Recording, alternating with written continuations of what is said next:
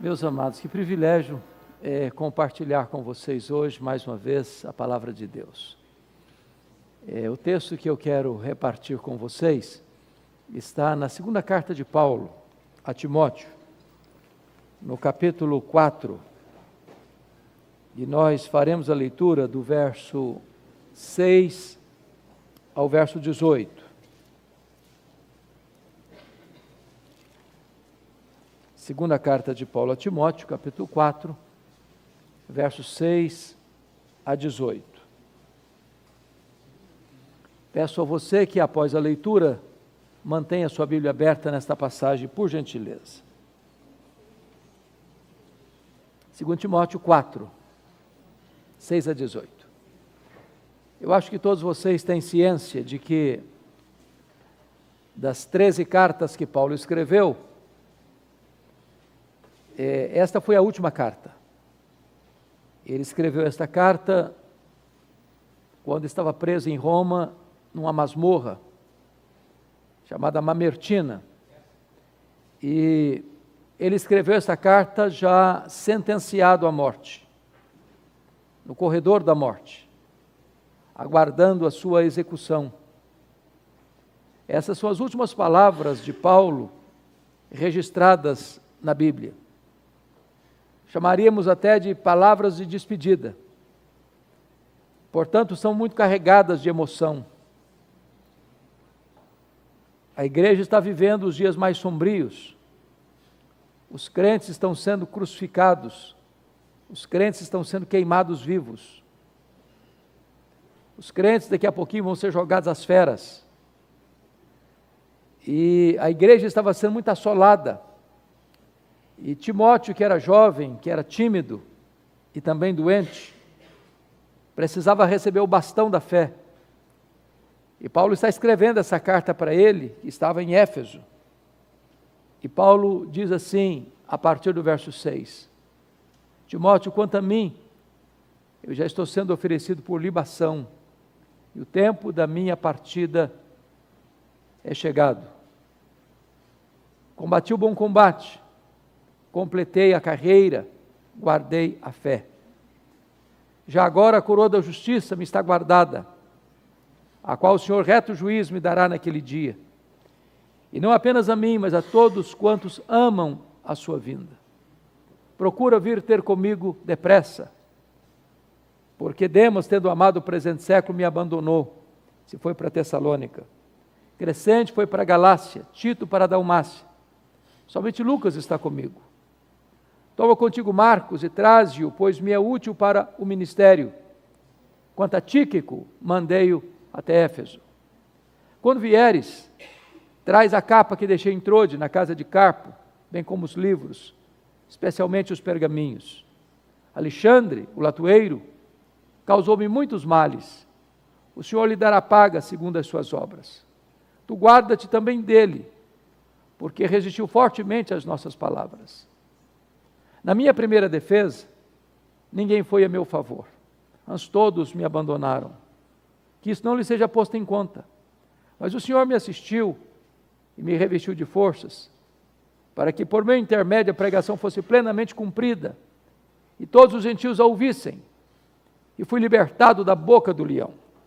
O Senhor me livrará também de toda obra maligna, e me levará salvo para o seu reino celestial.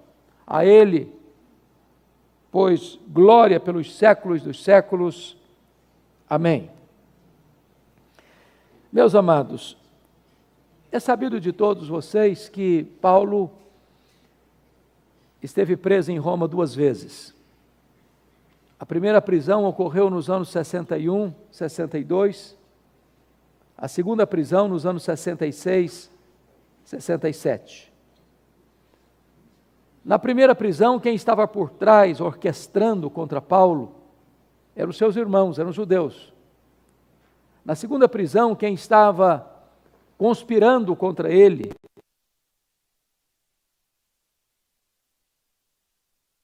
na primeira prisão, ele teve regalias, era uma casa alugada.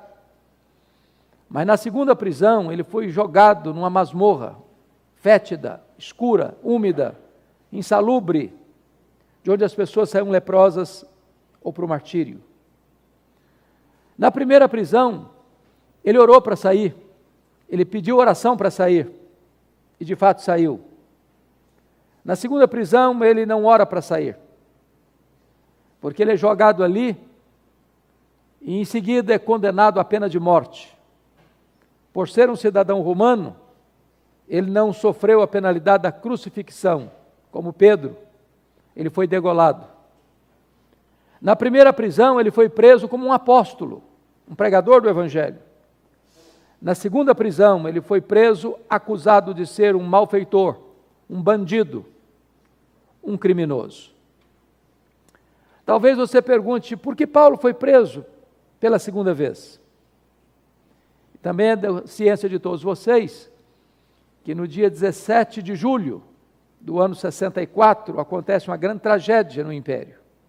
A mais poderosa e populosa cidade do mundo na época, a cidade de Roma, conhecida como a cidade eterna, capital do Império, com mais de 1 milhão de habitantes, é criminosamente incendiada.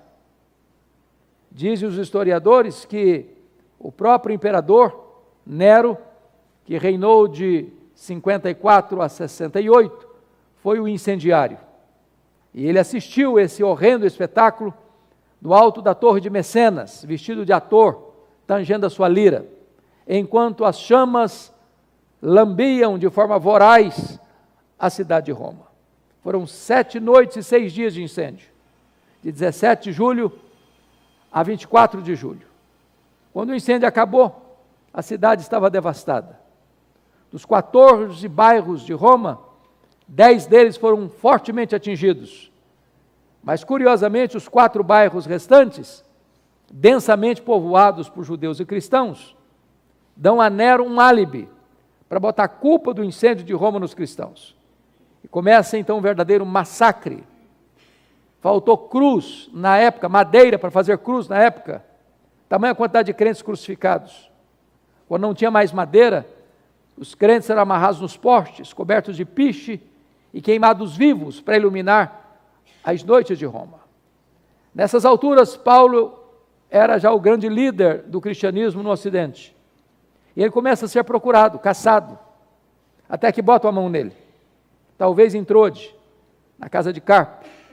Não deu sequer para pegar seus objetos pessoais, sua capa, seus livros, seus pergaminhos. E então agora ele é levado a Roma. E ele é jogado nessa masmorra mamertina. Talvez você pergunte ainda, o que é que esta situação produziu na alma de Paulo? Que efeitos isso teve na sua vida? Então, confira comigo o capítulo 2, versículo 9, quando ele vai dizer que por causa do Evangelho, ele sofreu até algemas, como um malfeitor.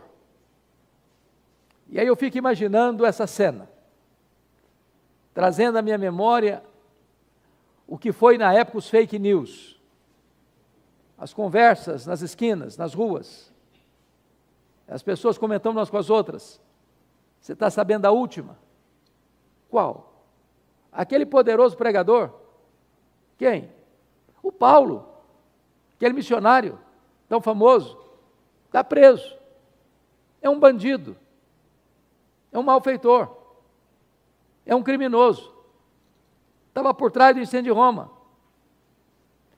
Meus amados irmãos, pensemos nisso. Se a mesma coisa de subir no alto de uma montanha, soltar um saco de penas, não dá para recolhê-las todas mais. Você já imaginou o efeito desastroso para a reputação de Paulo? As pessoas comentando, destruindo, minando, solapando a reputação dele. As pessoas comentando, esse cara é um bandido. Imagine o efeito emocional que isso produziu nele, de ver o seu nome na lama, de ver o seu nome conspurcado, maculado, por um comentário maldoso. E ele diz que sofreu algemas como um malfeitor, como um bandido, como um criminoso. Segundo lugar, dá uma olhadinha aí no capítulo 1, versículo 15. Ele vai dizer o seguinte para Timóteo: Timóteo, você está ciente de que todos os da Ásia me abandonaram. A pergunta é: quem são esses da Ásia? E a resposta seria: aqueles que foram fruto do seu ministério na Ásia. Ele passou 3 anos na Ásia. A cidade de Éfeso, que era uma das grandes metrópoles daquele tempo, com mais de 300 mil habitantes, foi profundamente impactada pelo ministério dele. Além do mais, no período em que lá ficou, igrejas foram plantadas na província da Ásia Menor, como Esmirna, Pérgamo, Tiatira, Sardes, Filadélfia, Laodiceia, Colossos e Herápolis.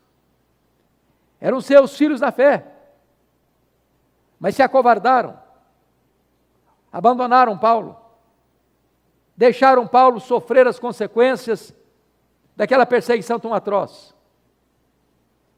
Não é fácil você ser abandonado. Não é fácil você ser abandonado numa hora de crise. E não foram alguns, nem a maioria, todos abandonaram Paulo. Ele está sozinho. Mas olha o capítulo 1, versículo 8. Paulo vai dizer assim para Timóteo: Timóteo, não te envergonhes, portanto, do testemunho de nosso Senhor, nem do seu encarcerado que sou eu. Talvez nada mexeu mais com as emoções de Paulo que isso aqui. Timóteo era o seu mais próximo colaborador. Era o seu filho amado. Timóteo está com vergonha de Paulo. Timóteo está acovardado. Timóteo está com constrangimento de dizer: esse homem é meu pai na fé, esse homem eu conheço, ele não é um bandido, ele não é um criminoso, ele é um homem de Deus. Mas tem mais. Dá uma olhadinha no capítulo 4, verso 16. Vocês todos sabem que o direito romano é estudado até hoje nas melhores universidades de direito. Paulo mesmo, debaixo de uma acusação tão pesada, ele teve direito de defesa. Marcaram uma audiência para que ele apresentasse suas testemunhas. Aquilo que é chamado aqui de primeira defesa. E eu fico imaginando que Paulo deve ter ido para lá, quase certo e convicto de que teria muita gente lá, para dizer: esse cara não é um bandido. Esse homem é um homem de Deus. Esse homem não tem nada a ver com o incêndio de Roma. Ele é inocente. Quando ele chega nessa audiência, diz ele aqui: na minha primeira defesa, ninguém foi a meu favor. Ninguém apareceu. Se apareceu, ninguém abriu a boca para falar uma palavra sequer em defesa dele. Ao contrário, todos o abandonaram. E então ele é sentenciado à pena de morte, à revelia, porque não tinha sequer uma testemunha para defendê-lo. Portanto, ele está agora aguardando só o dia da sua execução, no corredor da morte. E a pergunta que eu levanto agora é esta: como é que um homem nessa circunstância ainda pode trazer palavras de consolo ou de orientação para alguém? Ponha-se no lugar dele. Imagine como você estaria. E em vez de ele estar desesperado, se descabelando, ou rebelado contra Deus, ou amargo, no final da vida, no apagar das luzes, na última volta do ponteiro, no último furo da correia, na hora mais amarga da vida, ele ainda abre a boca para orientar e trazer para você e para mim nesta noite alguns princípios extremamente importantes. O primeiro princípio que eu gostaria de compartilhar com vocês está aí no versículo 9. Ele diz: Timóteo, procura vir ter comigo depressa. E o princípio é este: quando a crise bater, quando a crise chegar, quando você estiver encurralado por um problema, tenha humildade de pedir ajuda, não fique sozinho. Na crise, irmãos, a solidão é uma péssima companhia. Gente precisa de Deus, mas gente precisa de gente. Todos nós, indistintamente, precisamos de um amigo, que eu chamo amigo do peito, para quem você tem coragem de abrir o coração e pedir ajuda. Com quem você divide as suas dores, reparte as suas cargas. Eu não estou falando de colegas, estou falando de amigos. Porque amigo é aquele que confronta você em particular e defende você em público. Amigo é aquele que chega quando todos já se foram. Amigo é aquele para quem você tem liberdade de ligar e dizer: corre para cá, vem ficar comigo, preciso de você. Amigo é aquele para quem você abre o coração sem medo de ser traído, ser exposto. A pergunta que eu lhe faço nesta noite é: quem são seus amigos? Para quem você abre o coração? Com quem você tem liberdade de dizer: vem para cá, eu preciso de você? Um dos grandes dramas que a igreja evangélica tem vivido nessas últimas décadas, meus irmãos, é o alto índice de suicídio, inclusive entre líderes, pastores. E a pergunta que às vezes eu faço é: meu Deus, por que esse colega não encontrou sequer um amigo para abrir o coração, para pedir ajuda? Porque às vezes nós vivemos no meio de multidão, mas vivemos no território da solidão. Às vezes nós rimos, celebramos, cantamos, festejamos, convivemos, mas há dores na alma, há feridas na alma, que não são abertas, que não são compartilhadas. E às vezes convivemos com dramas profundos, que só o travesseiro conhece. E nós precisamos de um amigo. E a melhor maneira de você ter amigo é ser amigo. É de construir pontes, de fazer contatos, de investir em pessoas. É por isso que Paulo, no final da vida, ele tem para quem ligar. Diz: corre para cá, eu preciso de você, meu filho. Mas há um segundo princípio aqui que eu queria partilhar. Está no versículo 10, confira comigo.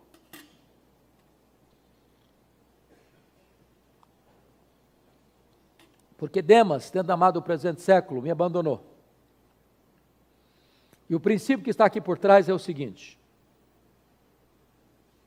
se as pessoas decepcionarem você, não faça registros de mágoas.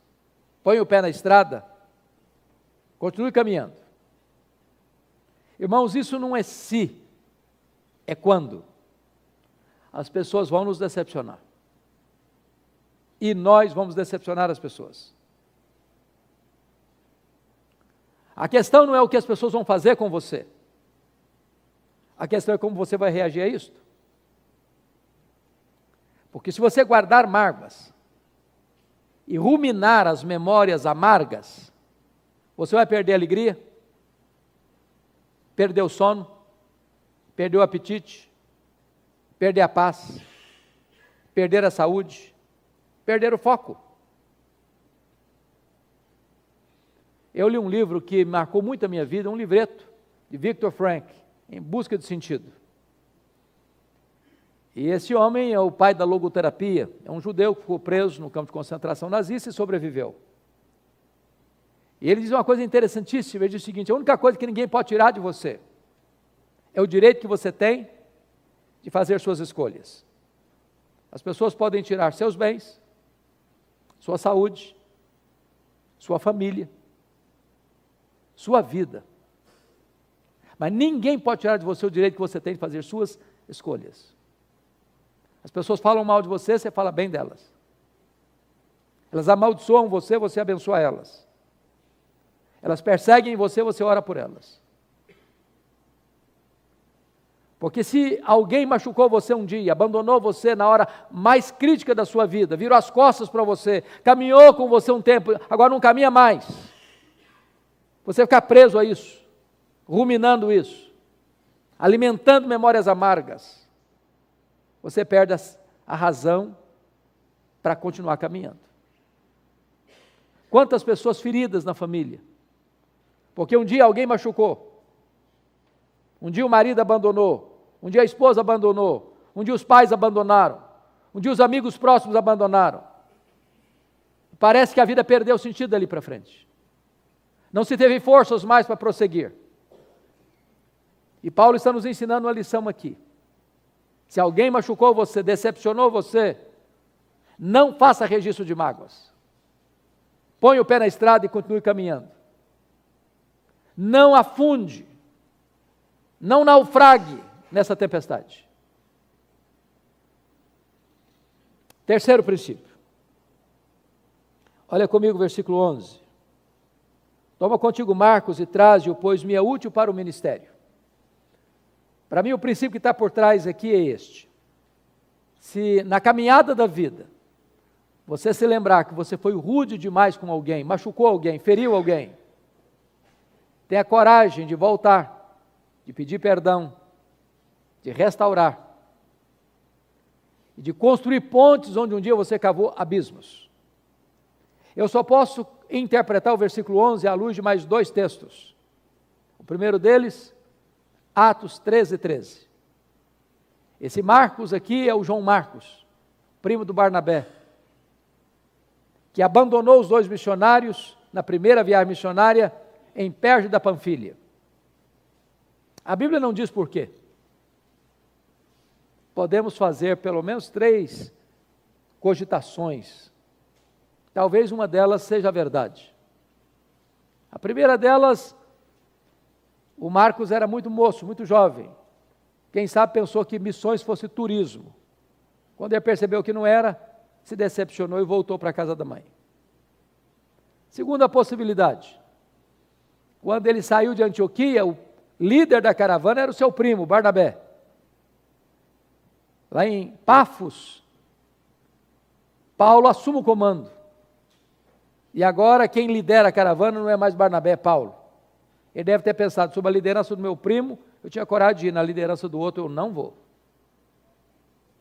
Terceira possibilidade, e eu creio na terceira. Está escrito lá em Gálatas capítulo 4, que Paulo pregou o evangelho pela primeira vez na Galácia, entenda-se Galácia do Sul, Antioquia da Pisídia, Icônio, Derbe e Listra, pela primeira vez, por causa de uma enfermidade física. A pergunta é: que enfermidade física era esta? Porque não consta que ele tenha saído de Antioquia doente, mas consta que ele chegou na Galácia doente. Talvez a enfermidade que ele mesmo se referiu em 2 Coríntios 12:7, o espinho na carne, mensageiro de Satanás, para lhe esbofetear, a fim de que ele não se ensoberbecesse. Obviamente o espinho na carne não veio de Satanás, veio de Deus. E sabemos que veio de Deus por causa do propósito, para que ele não se ensoberbecesse.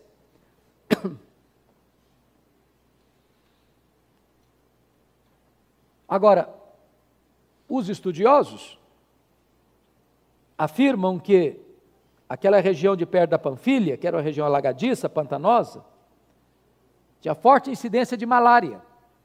Então é provável que Paulo tenha contraído uma malária,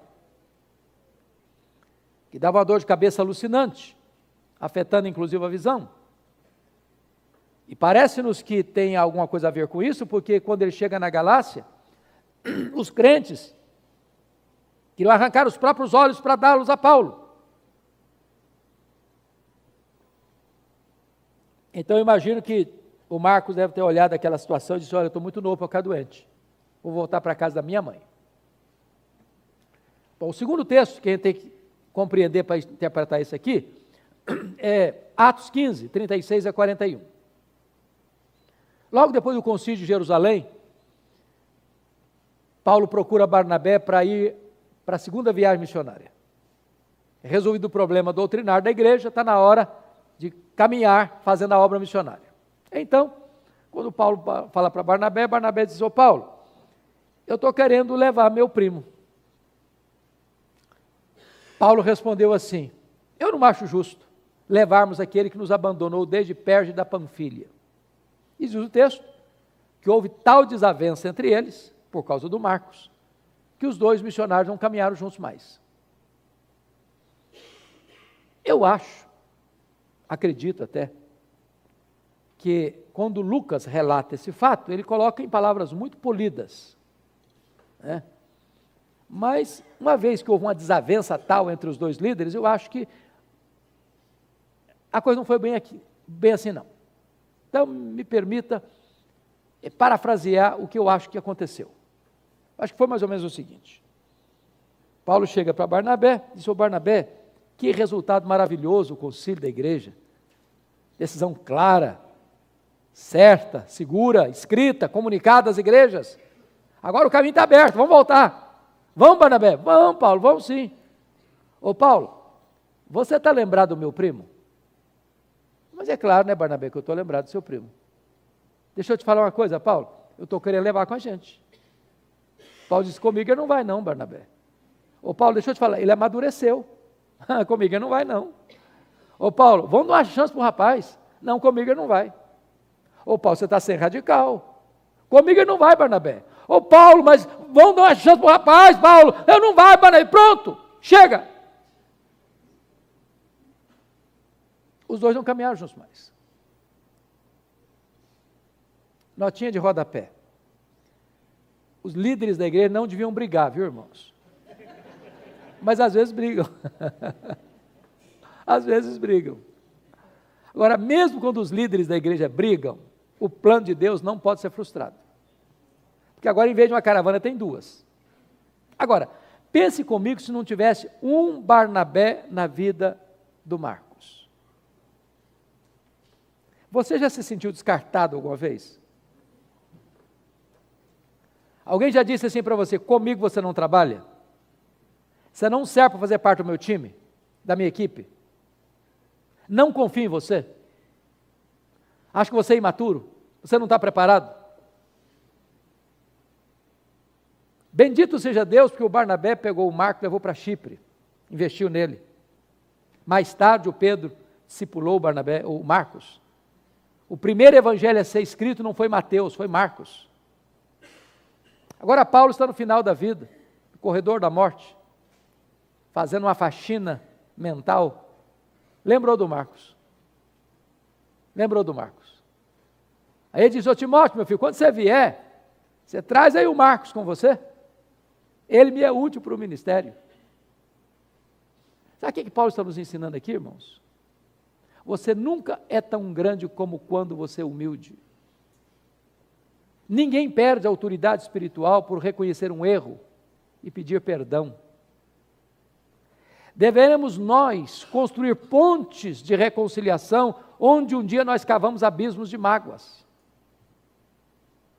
Nenhum de nós deve caminhar pela vida deixando pessoas feridas para trás. Nenhum de nós está pronto para viver nem para morrer, deixando gente ferida no caminho. Então, se você um dia lembra que você foi rude com alguém, foi duro demais com alguém, machucou alguém, volta lá, peça perdão, recomece, restaure. Esse é um princípio que aqui está posto nesse texto. Quarto princípio que Paulo nos ensina aqui. Olha comigo o verso de número 14. Alexandre o latoeiro causou-me muitos males, o Senhor lhe dará paga segundo as suas obras. Eu acho que o princípio por trás é esse. Quando alguém deliberadamente fizer o mal contra você, não dê o troco, perdoe e entregue esta causa para Deus.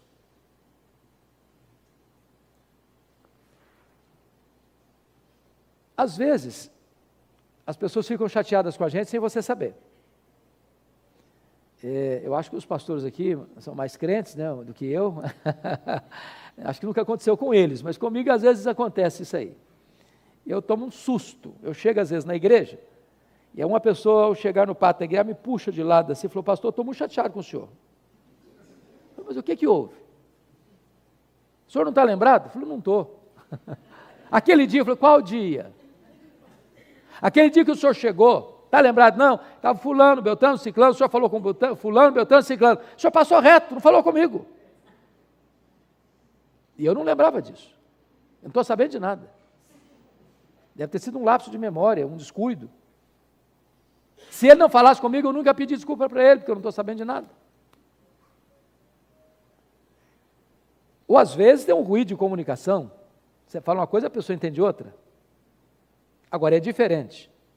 Quando alguém planeja, urde, maquina, conspira para atingir você, para machucar você, para ferir você, para puxar o seu tapete, para apunhalar você pelas costas.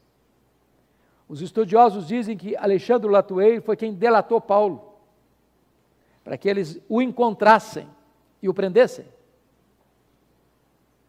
O que você faz quando alguém deliberadamente faz o mal contra você?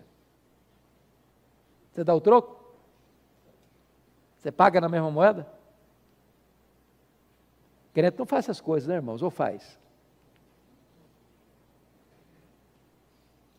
Talvez você diga assim, bom, eu não faço não. Mas eu vou dizer para a pessoa assim, fulano, eu não vou dar o troco não, mas o seu dia vai chegar. O seu dia vai chegar. E quando o seu dia chegar, a minha vitória vai ter sabor de mel.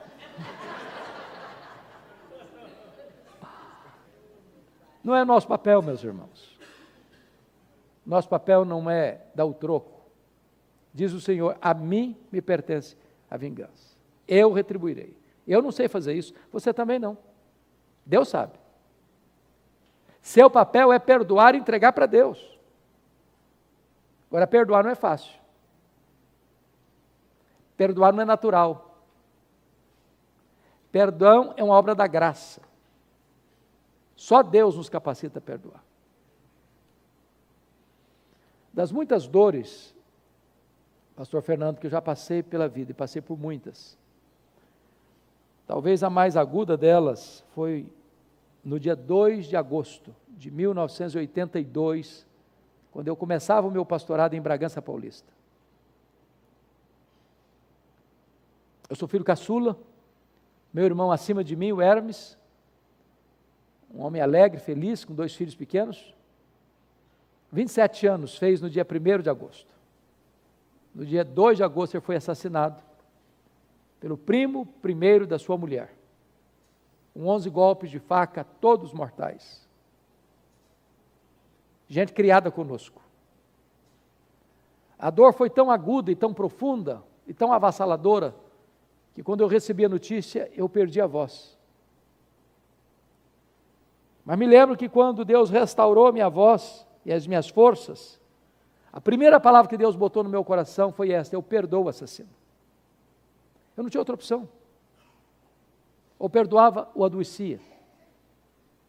Ou perdoava ou minha vida transformar-se no inferno. Ou perdoava ou eu tinha que abandonar o ministério. O que eu posso garantir a vocês é que o perdão é maior que o ódio. O perdão cura, o perdão restaura. O perdão é a asepsia da alma, é a faxina da mente, é a alforria do coração. Mas eu só fui entender o que é perdão no dia que eu compreendi um pouco melhor uma parábola que Jesus contou, a parábola do credor incompassivo. Jesus conta a parábola que um homem devia ao rei 10.000 talentos. Não tendo com o que pagar, o homem pediu clemência, misericórdia, e o rei perdoou aquela grande dívida de 10.000 talentos. Acontece que esse homem perdoado encontra um conservo dele que lhe devia a mixaria de 100 denários. Não tendo com que ele pagar, pediu misericórdia, disse, não, tem misericórdia não, agarrou o cara, paga o que você me deve. O rei ficou sabendo disso, ficou muito irado, mandou chamar o homem e disse, olha, servo malvado, eu perdoei a você 10.000 talentos, você não conseguiu perdoar o seu conservo 100 denários? Pois bem, você vai ser entregue aos verdugos, aos flageladores, até que pagues o último centavo. E Jesus termina a parábola assim, assim vosso Pai Celeste vos fará, se do íntimo não perdoardes uns aos outros. E a parábola terminou, e eu não entendi quase nada. Quase nada. Sabe por que eu não entendi quase nada? Eu não sei quanto vale 10 mil talentos. Também não sei quanto vale 100 denários. Ficou dito pelo não dito. Não é a minha moeda, não estou sabendo que valor é esse. Na verdade, Jesus não contou uma parábola, Jesus contou uma hipérbole. Ninguém podia dever, naquele tempo em Israel, 10 mil talentos. O que são 10 mil talentos? Um talento são 35 quilos de ouro. 10 mil talentos são 350 mil quilos de ouro. Na época o salário era 1 denário por dia. Para um homem juntar 10 mil talentos, ganhando 1 denário por dia, ele teria que trabalhar 150 mil anos. Sabe o que significa isso? Essa dívida era o quê? Impagável. Esse é o tamanho da sua dívida com Deus. Esse é o tamanho da minha dívida com Deus. A nossa dívida é impagável. O que é que Deus fez conosco? Deus nos perdoou completamente. O que são 100 denários? 100 dias de trabalho. Quem acabara de receber um perdão de 150 mil anos, não consegue liberar um perdão de 3 meses e 10 dias. 10 mil talentos são 600 mil vezes mais do que 100 denários. Sabe qual é o ensino dessa parábola? Você nunca pode dizer para alguém, eu não perdoo você. Eu não perdoo você. Fui muito machucado, muito ferido, muito magoado. A Bíblia diz que nós devemos perdoar, assim como Deus em Cristo nos perdoou. Talvez hoje você precisa pedir perdão para alguém. Quem sabe fazer um telefonema. Quem sabe uma visita. Mas eu encorajo você em nome de Jesus a não reter mágoa no seu coração. Porque guardar mágoa no coração é autofagia. É a mesma coisa você beber um copo de veneno pensando que o outro é que vai morrer. Então perdoe e fique livre. Mas me permita ainda mais 2 lições para encerrar. Confira comigo o verso 21. Eu não li no começo, vamos ler agora. Apressa-te a vir antes do inverno. Eu gosto dessa expressão porque é um pós-scriptum. Paulo já havia dito no verso 9 assim, procura vir ter comigo depressa. Mas depressa é um termo que não é preciso, exatamente preciso. Eu não sei o que é depressa.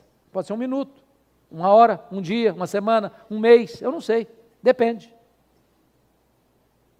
Então Paulo não quer que Timóteo tenha qualquer dúvida do que ele está falando. Então num pós-escrito diz, meu filho, quando eu disse, procura vir ter comigo depressa, eu estou querendo dizer o seguinte, venha antes do inverno. Por que está falando isso? Porque no período do inverno não se navegava com segurança. Eram 3 meses que não se navegava, senão com grandes riscos. É só ler Atos 27 para entender isso. O que Paulo está dizendo para Timóteo é o seguinte, ô Timóteo, ou você vem ao seu inverno, ou nem precisa vir. Porque se você esperar o inverno passar para vir, já terei sido executado. Então qual é o princípio que está aqui? O princípio é este. Há coisas na vida que ou você faz hoje, ou você nunca mais vai ter chance de fazê-lo. Oportunidades passam. É aquela conversa, é aquele confronto, é aquele diálogo, é aquele acerto, é aquele perdão, é aquela aliança, é aquele aconselhamento, é aquela ajuda, é aquele socorro, é aquela declaração de amor, é aquele gesto de bondade. Não espere, porque pode ser tarde demais. Uma das coisas que me impressionam na nossa cultura são os nossos funerais. Acho que eu já disse isso aqui uma vez. E a coisa que mais me impressiona nos nossos funerais é que o defunto recebe mais elogio do que a gente viva. Já percebeu isso? É uma rasgação de seda em cima do caixão que não tem mais jeito. A pergunta é se aquele defunto escutou em vida aqueles elogios. Porque elogiar um defunto não vai consolá-lo. E ele não vai se levantar para dar um abraço em você. E se levantar, você corre também. Tem elogio enquanto a pessoa pode dar um abraço em você. Enquanto ela pode ser encorajada. Há pessoas na igreja que ficam assim cheias de dedos. Não, pastor, esse negócio de elogiar é um perigo, isso leva a pessoa a ficar vaidosa. Não, meu irmão, o que a Bíblia proíbe é a hipocrisia. É falar uma coisa e sentir outra. A Bíblia está cheia de elogios.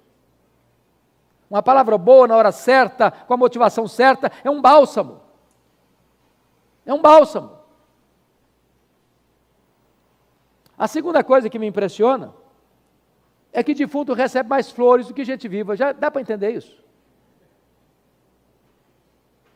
Eu fui num funeral em Vitória e eu contei 86 coroas de flores. Contrataram um grande caminhão para levar as flores, um caminhãozinho pequenininho para levar o defunto. E eu fiquei do lado olhando e pensando, meu Deus, coitado do defunto, não consegue cheirar um botão de rosa mais, para que tanta flor para ele?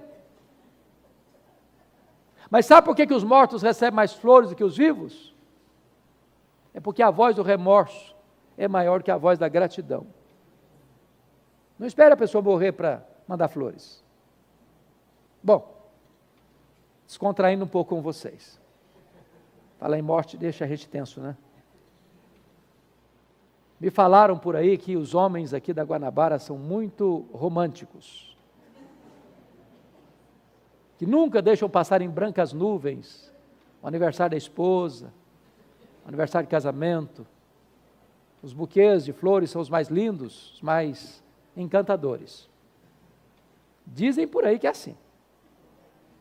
Mas vai que tem algum desatento também, né? Então me permita brincar um pouco com você, querido irmão. Se você for primeiro, ir primeiro significa morrer na frente. Você que nunca recebeu um buquê de flores, vai receber uma coroa, e grande. E o cara nem vai pedir desconto na floricultura. Não espera a pessoa morrer para mandar flores. Manda flores enquanto a pessoa está viva, que ela pode apreciá-las e se alegrar com você. Não espere, porque pode ser tarde demais. O que tem que fazer, faça hoje, enquanto é tempo. Mas me permita encerrar agora com o verso 18. O último princípio que eu gostaria de